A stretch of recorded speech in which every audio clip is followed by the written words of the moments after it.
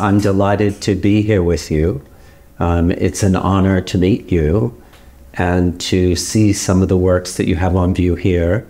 These large format pictures of the series Kim are absolutely stunning. They're gelatin silver prints. Yes, they are. They are. I've worked for almost 30 years with the same printer, and one day he got sick and he was done. But he was Choi was an incredible printer. He was the first person I would show a new series to, and he would come to the studio. I always looked at the prints under the same light. Yes. And he would come and we would discuss the color of the skin. Here, unfortunately, there's no color, so we can't talk about color of the skin, but Choi was doing all of my prints, and then I switched. I had to switch to another printer. But printing was always very important to me. I used to be a printer. Mm-hmm. I left school when I was 15. And my parents said, you have to work, you can't just sit around, and you don't want to study, so get yourself a job. And I got myself a job as a printer. Fantastic. In a magazine. Mm-hmm. And it was the Vietnam War, and I was printing soldiers all day long in Ruck and Winch, visiting the soldiers. Right. That was a fun time. I was really young, the only woman in that big lab. There were like 20 guys printing. And it all started there, because if you can print, then you know the light, then you learn, you know, how things work. Mm-hmm. And I imagine you were looking at the compositions that you were printing. Yeah, I was looking at the composition and mostly at the magic. Have you ever seen printing? Yes, it is amazing. When the image it comes up. It's like a miracle every time. Mm-hmm. So in order to do a good print, you need a good negative. In order to have a good negative, you need to be an okay photographer. Exactly. So you were seduced by the darkroom, actually, not by the camera itself. And no, it started with the darkroom, and the camera came because you need it for the darkroom. Right. And and I didn't really know that I was going to be taking pictures until one day I was working in an art gallery. I didn't study anything, so I was a poor model, a poor actress, and then I ended up being a sales girl in an art gallery. Mm-hmm. And one day the owner sent me to Munich to deliver a painting to a collector, and I was early, so I crossed this park in Munich and arrived in a museum. And I walked in, and it was an Diane Arbus exhibition. Oh, and this was 74, or really, really long time ago. I was amazed by what I was looking at. I mean, I didn't know such person existed. Then I got obsessed with her. I bought the catalog, bought it home, read her text. I was also obsessed with what she said. I don't know if you read what she wrote. But it's all of what I did all my life is contained in this little text she wrote and the four page of her book, where she explained how she did her portraits. Mm-hmm. And, well, she was so obsessed and she died of it. Yes. I hope I'll die of something else. I like how she said that she was out to find something new every day. Mm-hmm. And that if she didn't see something new, she wasn't really very interested in capturing it. So she always had this desire to go out and make a fresh picture. Yeah. She was amazing, looking at what other people didn't want to look at. Exactly. And do you know how she did her portraits often? She did a lot of pictures of people laying down. And she would, when people didn't do what she wanted, she would step over them. And with her two legs, she would, how would you say, contain the person and be on top of it. And this for me was very physical. Yeah, it was very physical. My work has always been very physical. I never seen myself working, but not many people have, because the studio was always a very secret place except for the team. Yes. But the people who've watched, they said I walked along like that with my big war shoes and I kept on walking and walking. I don't know. Mm-hmm. It's a war. There's a kind of intensity and energy in your pictures, I think, that you can feel the energy, even though they're still. I find that really compelling about the work. And they're beautiful in an unusual way, oftentimes. I don't know. Yeah. Yeah. You tell me. Yes. I wondered if your experiences working as a model had any impact on your photographic career. I was a lousy model. I was too short. My nose was crooked. Eileen Ford kicked me out. I was doing catalogs and poor things. I was living in New York, and I had to make a living. But no, I basically didn't like it. I mean, I immediately chose to be behind the camera. To be behind anyway, behind whatever was going to happen, but not in front. No. It was a funny time in this early 70s to be a model. All the photographers were thinking about was getting naked. So, yes. You had to wear ski clothes, but in the same time they wanted you naked. So there was this strange thing about abuses of all kinds. Yes. And do you think that experience impacted how you were with your models? Oh, yeah. How you directed them? I think it's because I'm a woman. A long time ago when I did Chambre Close, this work in color with women that I found on the street taking off their clothes, the feminists started to accuse me of working like a man. Taking pictures that a man would take, and they thought I was on the wrong side of the thing. Mm-hmm. But I could only do those pictures because I'm a woman. Yes. It's because I'm a woman that they knew we could play games, sometimes a bit edgy, sometimes on top of the line, but with me they would never trip to the other side. Yes. And they didn't have a fear because you were also a woman and you understood what that meant. No, and that was very important, especially at the beginning, because in fashion we were, 3 women? Right. It was so when they found out, they would come with a portfolio and see that I was a woman photographer, and they felt relieved. Finally, it would be a cool day, they wouldn't have to fight. Yes. And although I challenged them, I'd always challenge my models because, you have always to try and get the ultimate picture of someone. Right. When I think of Marilyn Monroe, who's a fantastic actress, I never think about her movies. I think of the other photographs. Of course, and what you try to achieve every time. Of course, it doesn't work. It works 1 in a million. But you have to try and achieve this of a person, especially with famous people. Yes. Well, you don't want the celebrity to dim the fact that you've made a good portrait. No. No, but the portrait has to be first. No, you do. Of course. And then it became more difficult because, of course, that it became digital, and, they went backstage and started to look at the photographs, and that was the end of me with celebrities. Right. Because then it became, hours of retouching and things, and had nothing to do with what I wanted. But yeah, when you come number 65 after all of them, and you're in front of someone you have to photograph, and you know that Peter Lindbergh was the day before and Stephen Meisel was there last week. Yeah.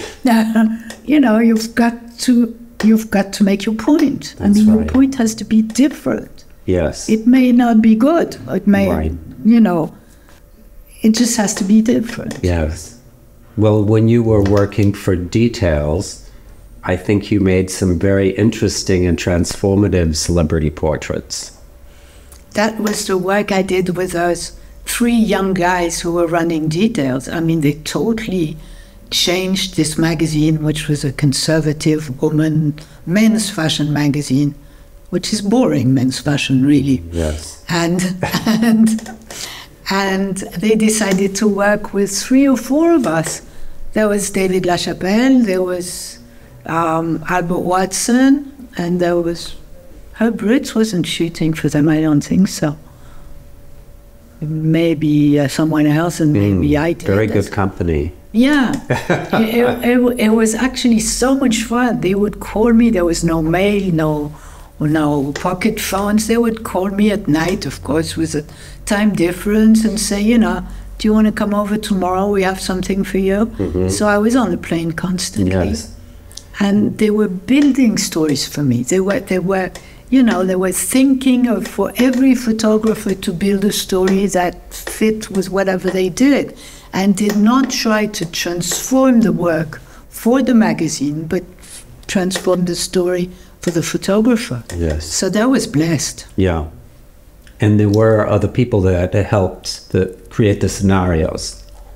So the scenarios, yeah, I basically built them with Bill Mullen, who was my team, my mate. He's always been my mate. I mean, whenever I had a big campaign, Bill would come over and fly to Paris. Super talented stylist. Super talented stylist, and we talk on the phone, you know, to set up everything, and then everything was set up. And Bill knew that the setup was ready, the lamps were there, the cameras were there, the design was there, and then we would kick the whole thing and completely switch it into something else. Yeah. And at that time, celebrities and magazines were ready to tell stories. Yes. You know, it was like, it was not films, it was not like short films, but it was on 8-10 pages, you were writing a story.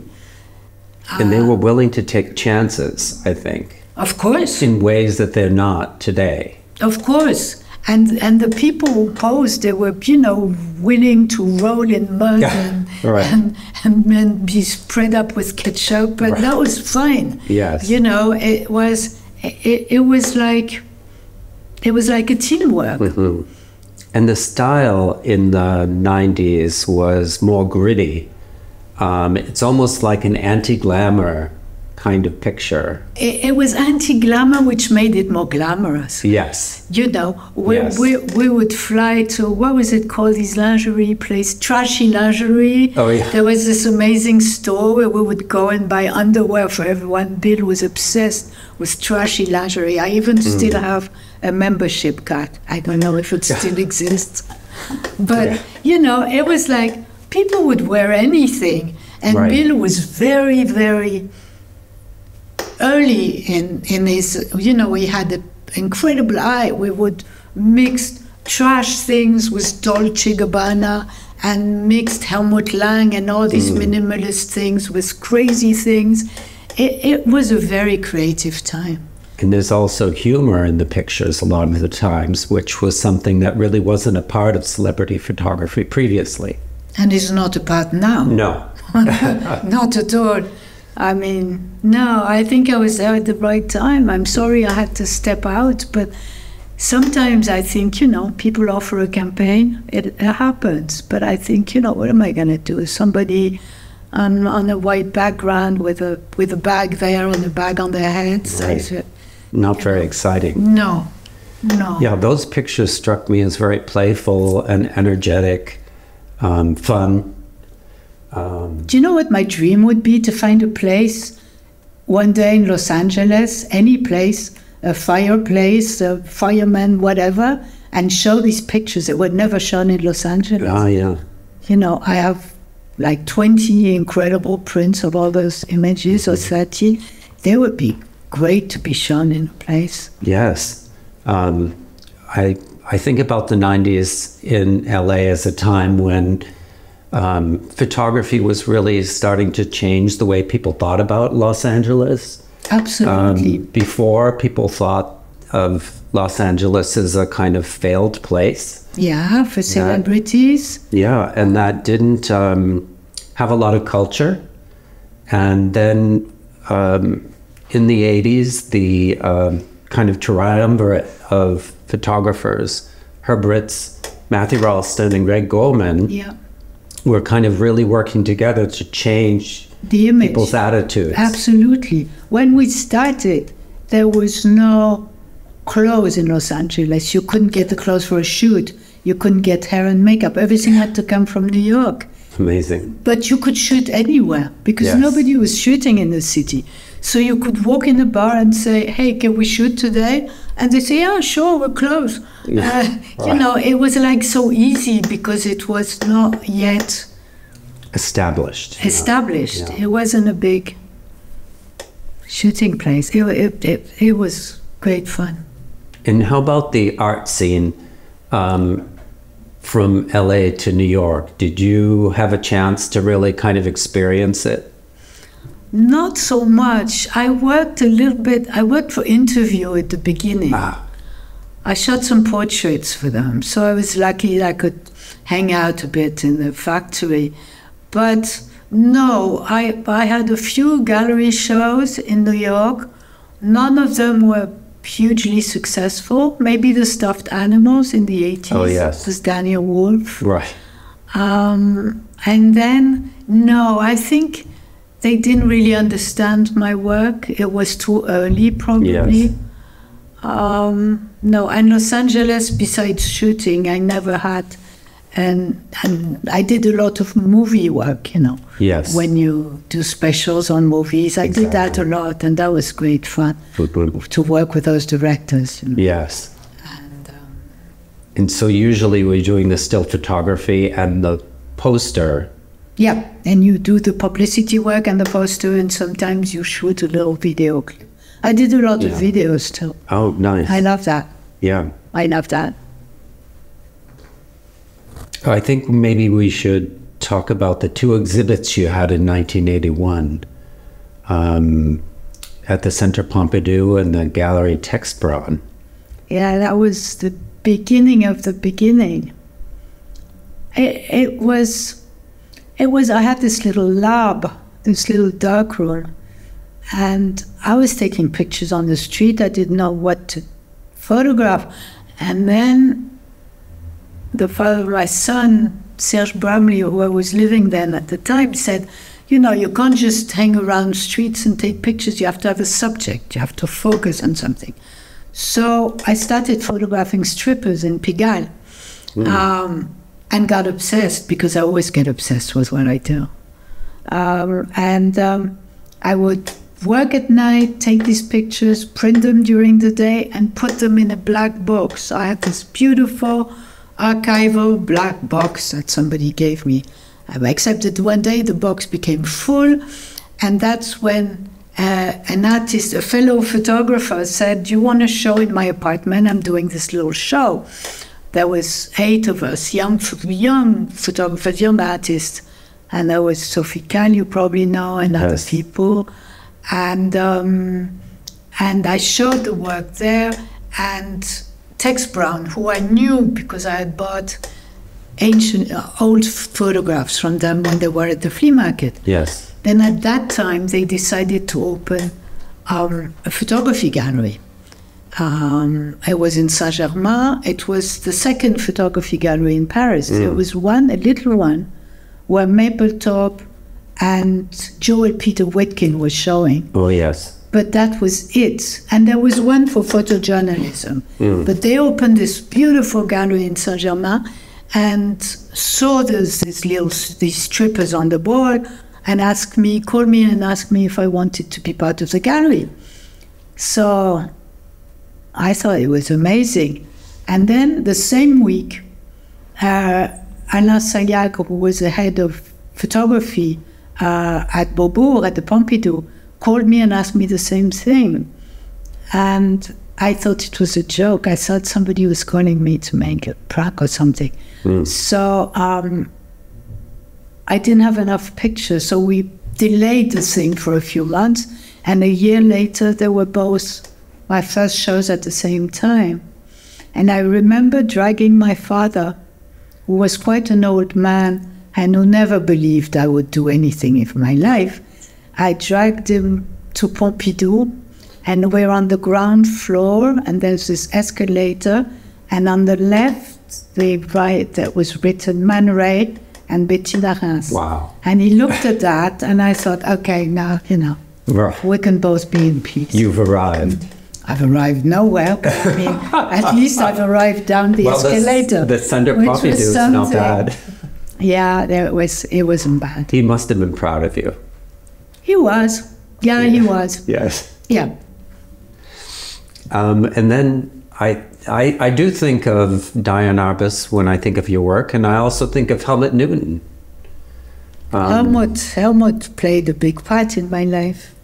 I met Helmut later, but not much later, probably 82, 83, through Egoist. Nicole Wisniak had this magazine, Egoist. Again, she published like 10 pictures of the strippers, 10 pages. Yes. And Helmut looked at those pictures and said, I want to meet this woman. So we met, and we became friends. We have a bit of the same origins. My mother was German, blah, blah. And immediately June hated me and Helmut loved me. So we became friends, and now I'm joking, but every Thursday I would go for dinner at their place and show them my work, and he would show me the layouts of his books and his new work. This lasted quite a while. Then he moved to Monte Carlo, and then it was less often. Yes. But he said, you want an agent? So I said, what am I going to do with an agent? He said, well, you can do commercial work and make money. So I said, yeah, why not? I mean, it's not going to work, but why not? Right. So he introduced me to his agent, who needed a young, unknown photographer because he was representing celebrities like David Bailey or whatever. Yes. And Helmut, and he took me on. So then there was a bizarre time, which lasted long, where I've always wanted to do both. I would take a picture for a cover of details and then print it large and show it in a museum. And at that time, it was too early to do that. Yes. They would put you in drawers, and you could be in multiple drawers. Right. Because you were too commercial. I was too commercial for them and too arty for the other ones who thought, I'm going to give her a commercial to do, and she's going to be a pain. And she'll want to do it her way. Right, and she's not going to photograph my whatever, the way I wanted it. So there was this big misunderstanding, and I thought I had to keep on. I mean, it was my way, I would photograph for people for 1 or 2 years, make enough money, put my answering machine, sorry, I'm not available, leave a message, I'll call you back. Right. And spend a year doing my own stuff. But then in people's heads, it did make a mess, which I don't mind because I had a great life. Yes. But probably it would have been differently understood if it had been 10 or 15 years later. Yes. And I find sometimes that people, if they have a diversity in their careers, that people don't quite get it. And they don't understand that there's an artistic part and there's a commercial side, and these things are working together. And they are working together, because I worked with the best teams in the world for my own thing, but I would not have known them. They would not have come and work with me if I didn't give them the Chanel commercial or whatever I was doing at that time. And when you're in those locations with that talent, you can also do a little bit of your own private work. Of course, I did a lot of that. Of course. Yes. And they followed me all over the planet. Yes. And now people do both, and now it seems like, like middle-aged to talk like that. But it was like that. Yes. Yes. When I started, photographer was a man's work. Yes. I mean, the cameras were so heavy. Right. I remember going to Japan for the first time. That was 30 years ago. And I had a sponsor, I think it was Mamiya at the time. And they gave me these huge cameras with the lenses. And I said, "What? Look at my hands. What am I going to do with that?" So they said, "What is?" I said, in the future, there will be women photographers. Expect that. And go ahead of that and make smaller cameras that women can hold. Because we can take great pictures. We don't have the same strengths, but we can take great pictures. And you have a different point of view. Of course. Yes. Of course. So they made smaller cameras. And what kind of camera did you use? Everything. Everything. Every project is a different lighting, a different camera, a different format. This was discussed with my team, with the assistants beforehand, and we would do light tests. It depended a lot of, I've worked with everything. I've worked with a big 20 by 24. I've worked with everything. There was no... And it seems like your process is that you start with an idea, but then you let things happen. Of course. So there's a little magic in the air. There's a magic in the air, and there's a big collaboration. I always have this image that I say is that it's like when you dance together for the first time and you step over each other's feet.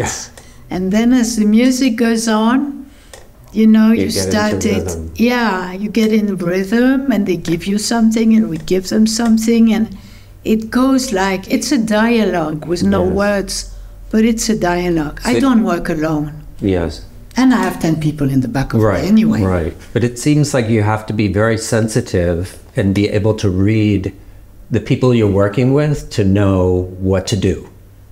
Well, I've never seen them before, most of the time. Yes. I've never seen them before. So, of course, if they're celebrities, I've heard the music, I've seen pictures, I've seen films. That's easier, in a way. Yes. But, often I've never seen somebody who comes in a commissioned portrait. I've never seen someone. And they come in, and then they go to makeup. And makeup has to be very long. And sometimes I don't even know what I'm going to do. So I said, the makeup's wrong. Redo everything. So, it takes my time. It's my time of exploration. Yes. And sometimes it could take 2 hours. That doesn't matter. There's no rush. Right. And then the shoot is very precise and usually very short. So you're doing 2 rolls of film? No, more. Okay. More. But it's not 24-36. It's not small, it's medium. Okay. So it's 9 or 10 or 12 views maximum. Yeah, it's not 36 pictures. No, and since I've been working in digital, I work the same way. People shoot millions of pictures because it doesn't cost anything. Right. I work the same. But then you still have to choose. Of course. And that's not easy to do. Oftentimes. Well, I know. Usually, as I'm shooting, I know where the picture is, basically. Yes. Not between 3 of them, but I know when it happens. Yeah. I have this little red light that turns in my head and says, "You're there." Yeah. I don't overshoot. I don't. I don't shoot until people are dead because they're exhausted. Well, you don't need to. No, because whatever people have to give you. Yes. They give it quickly or they're never going to give it. Right. I remember Madonna. Yes. She was insane. That was the most insane shoot we did with Bill. First, we arrive in New York. I arrive in New York on the Concorde, and I have these rolls of wallpapers with me because she wanted to do chambre close, and it was women on wallpapers. Oh, yes. And I said, the manager said to my agent, it has to be in New York. And I said, well, she should come to Paris because there's lots of these little hotels with flowery wallpapers. But then Madonna says, well, I'm more famous than her, so she should come to New York. Well, this was, I couldn't answer anything to that except, yeah, you're right, so we'll bring the wallpapers. Right. So we rent this crummy hotel on 17th Street called Hotel 17, and we furnish, we take 2 rooms and we stuff the wallpapers on the walls, one red, one blue. And then I arrive, and Bill arrives, and we go to Madonna for the fittings. And she's very sweet and very funny. I mean, she takes off her clothes in front of us and does this amazing fitting, and it's fun. And the next day we have to shoot at 12, not very early. At 12, she doesn't show up, of course, and it's 5 o'clock and she hasn't shown up yet. But I know that. Well, that's part of the celebrity business, I think. But then people start to line up around the block because they heard Madonna is there. So I say to the people at the hotel, no, don't, say it's not Madonna, it's somebody who looks like her. Anyway, they leave. And then Madonna kept me for 10 hours shooting. I shot 100 rolls of film. She would never stop. And I said, Madonna, I think we've got it all. We've got 60 million pictures. She said, shoot. And I kept on shooting, and she was on the floor, and I was on the floor, and we were exhausted. And it's now 8 o'clock in the morning, and Bill and I are having burgers. And then somebody in the team said, oh, you have to show the pictures to Madonna for approval. So I said, yes, I do. And somebody said, well, she's going to kill them all, don't worry. So I go back to Paris. It's a Saturday morning. The plane arrives. I go home. I have to go to the market and feed my kid. And the phone the phone rings. And it's Madonna's assistant. And it's Saturday. And she says, Madonna wants to talk to you. Can you hang up by the phone? So I said, no, I have to go to the market. Well, anyway, this went on. And she never called again. And I've never seen her again. But then I've sent her 50 pictures, and she approved 35. Wow. So that was a good night. Yeah, that's an accomplishment. That was a good night. Yeah. It seemed like she really loved the kind of adoration of the camera. Yeah. She was good. That was, but good. What was it about? Good actors and they're good. Yeah. They have this quality. They turn on in front of the camera. Yeah. I wish I had that quality. I'm sure you do. I'm sure you do. There's nobody who cannot be photographed. I always say that, but it's true. It's just people, people say to me all the time, yeah, but people say you talk to us, that makes it easier. Of course you talk to someone, you don't freeze them in front of a camera with this, the flash going like that. Right. Yeah, no, you want them to get comfortable. Well, yeah, you want a connection. Yeah. You want a love affair. Yeah.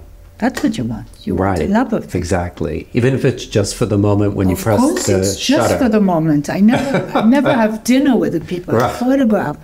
But, it has to be as intense as if you just, got out of bed. Right. Something like that. Yes. And then Modern Lovers was an amazing project that you did that led to so much more in your career. And I know that was very popular and was shown in many cities in the United States. Came to LA, which seems like a perfect place to show that work. Can you tell our viewers about that a bit? Modern Lovers was a strange thing. It all started with a casting. It often starts with a casting. I casted boys and girls for a commercial, whatever. And there was this girl who walked in, beautiful, looking like a little boy with short hair, but a girl's body. And I used to take Polaroids at the castings at that time of the people I liked because it helped me remember them. Yes. More than just the thing that they left you. Right. So I took a picture of this girl, and then this boy walks in the same day, and he looks like a version of Christ, but so androgynous. And I put these two together, Josie and Cameron, and it said something. I didn't know quite what, but it said something about this new generation, which emerged in the mid-80s, in the middle of AIDS, when sexting couldn't exist anymore. Right. And you had to find other ways of playing, of games, of seduction. And I started tracing, chasing people all over the place that were androgynous. And it's fun because one day I'm having lunch with Jean-Paul Gaultier because we're quite friends. And he says, you know, I'm doing this show and I'm looking for androgynous people. I said, you know, let's work together. You send me yours, I'll send you mine. And that's how the project came about. And Jean-Paul was sending all these tank tops and great shorts and T-shirts. And at one point people said, go to London because there's, you know, a lot of the people you're looking for are British. Yes. So we moved the whole team again. We moved to London and stayed there for a couple of, maybe a month or so. And that's how I met Kate Moss. That's interesting.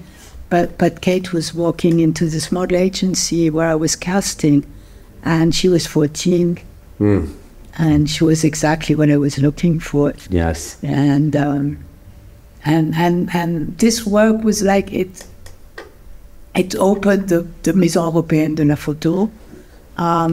It went all over the place, but basically in the middle of this casting, which went on, and I was shooting and casting, it was strange because some of these people said to me in the morning, they woke up and they looked at themselves in the mirror and they couldn't say if they were a boy or a girl. And that's what I was looking for. Yes. This very special moment in the camera where you could not tell what they were.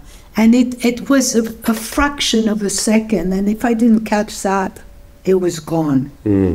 But as I was casting, this tall, beautiful woman comes in, really tall in a mink coat with beautiful hair and high heels, and she comes in like that and sits in front of me, takes off her sunglasses and hands me a few pictures. And I look at that and I'm embarrassed because that's really not what I'm looking for then. Yes. So she wouldn't talk. I was trying to get her out of the place to say, yeah, you're beautiful, but maybe for another project, but not for this one. And at one point, she looked at me and she laughed. I never forget this. She laughed. She had a very low voice. And she said, you really don't know? And I said, I don't know what. She said, you don't know what I am? I'm not a woman. And that was my first encounter with trans and gender studies. Yes. And Kim became the spy in the modern lovers. And actually the strange thing was that she doesn't look like a girl. I mean, she doesn't look, she's not a good modern lover, but she was amazing, an amazing person. And we became close friends. And that's what gave me the idea to go on and study some, you know, and photograph some trans people. Yes. At that time, nobody looked at, you know, there were hookers. The pictures you had were, you know, the wigs on the side, the makeup dripping. Right. It was more like a caricature, no? That's right. Nobody paid attention to these people as real human beings wanting to say something. And, yes. And so I went to the Bois de Boulogne, found about 15 of them, the ones who showed up because they would never show up. They were a total mess. Right. And I did this work called Des Espions that nobody wanted to look at. This has been shown absolutely, I think, one time in Germany, and a few of them bits in there, but really not. It was too early. Yeah, why do you think that was? Does it show our own inability to accept things that we don't know? At that time, it was people reacted really offensively to this work. It was like, you know, if I was questioning about who they were, questioning them about something, about some dark area that they didn't want to face. Or can we trick you into thinking that this person could be something different? That it would open a little window in their heads. And they'd have to start to think about their own situation. Think about that.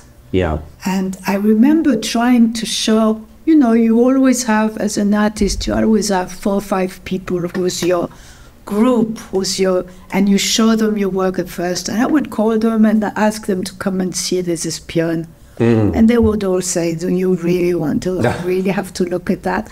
So I figured, you know, let's put it back in the box and we'll see.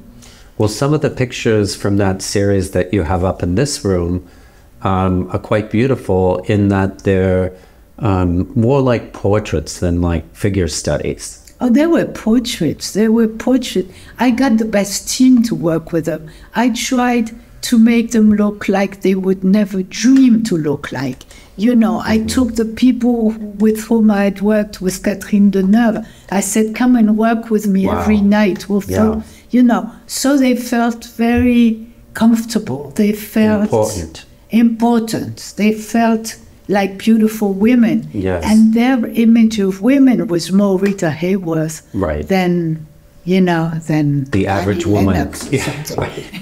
So that was beautiful. But I kept on talking to Kim. It took me a few years. And I said to Kim, what did you look like when you were Alexandre? Alexandre was a ballet dancer in the San Francisco Ballet. Oh, wow. Wow. She was an amazing dancer.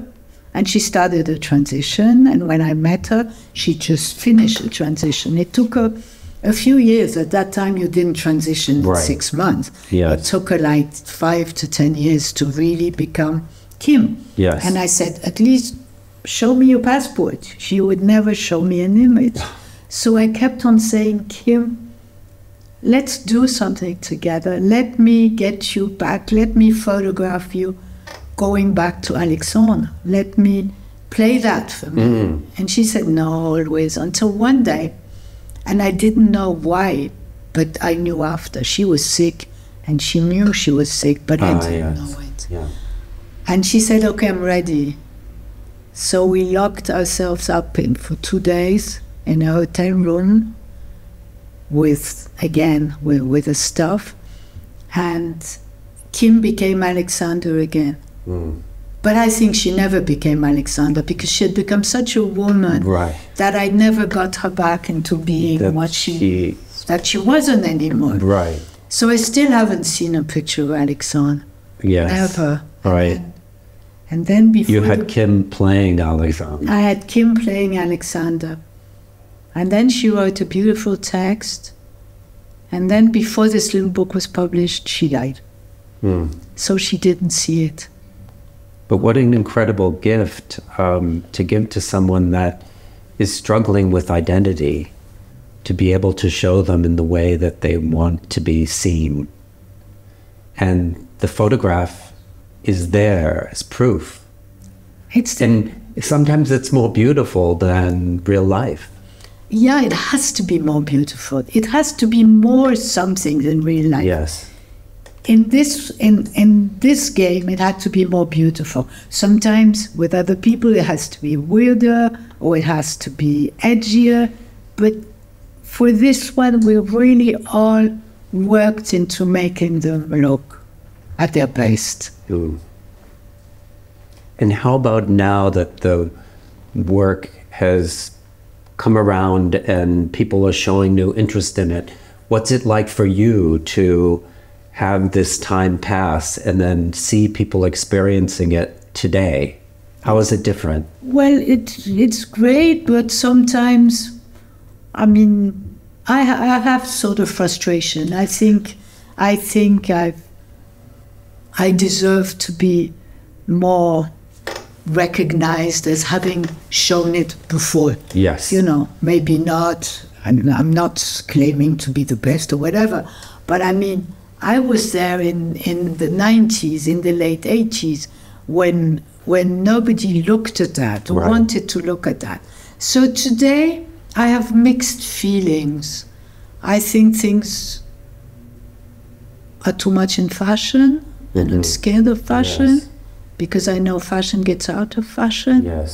And it's not about if you want to wear a miniskirt or a long skirt, it's about much more complicated issues, and I think they should. And it becomes too facile. It becomes too fast, and the processes are being too fast. And when people ask me if I want to be called a woman or they or whatever, it makes me laugh. Yes. It makes me laugh. Well, it's so different. It's being from an older generation. Of course, I'm in an older generation. That doesn't mean I've always been a feminist, but not in the sense of, I think it's great to be a woman. I mean, yes. Well, you show that in your work. I never had to complain about that. Right. I mean, right. And I come from a time that if a man was putting his hand on my shoulder to say it was great to meet you, I wouldn't run to the police. Yes. Yes. Yeah. I was privileged. Yes. Was, I've had a very safe, protected, wonderful life. Mm-hmm. I'm aware of that. Yes. And especially in contrast to some of the people that you photographed over the years. Of course.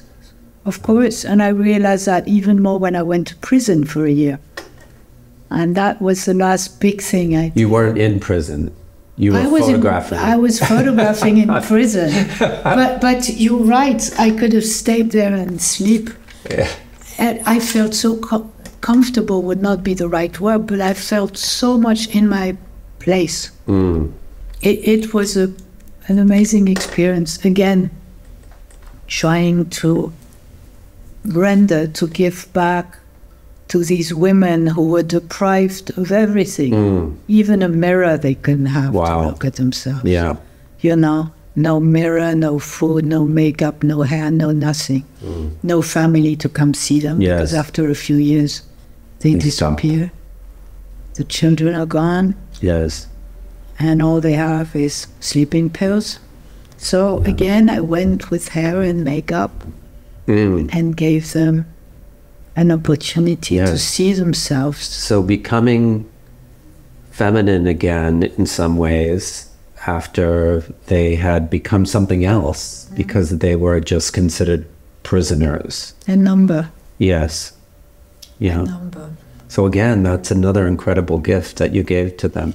Oh, it gives a lot to me too. Yeah. I've learned a lot about myself over those decades. Yes. A lot. And so a lot of photographers, when they do work, they say, oh, it's all self-portraiture. Would you say that about your work? People have written that about me. I think, it's a quick way to not say anything. Yeah. No, it's not a self-portrait. It's learning. Each project moves on to learning more about yourself and accepting yourself more. That's for sure. Right. But self-portraits, I don't think so. Yeah. I don't think so. Yeah. I don't like portraits of me. Well, thank you so much for talking with me. Thank you, Paul. It was wonderful. It was inspiring talking to you. I haven't spoken in a long time to somebody who makes sense. Really easy to talk with you. Thank you. Thank you.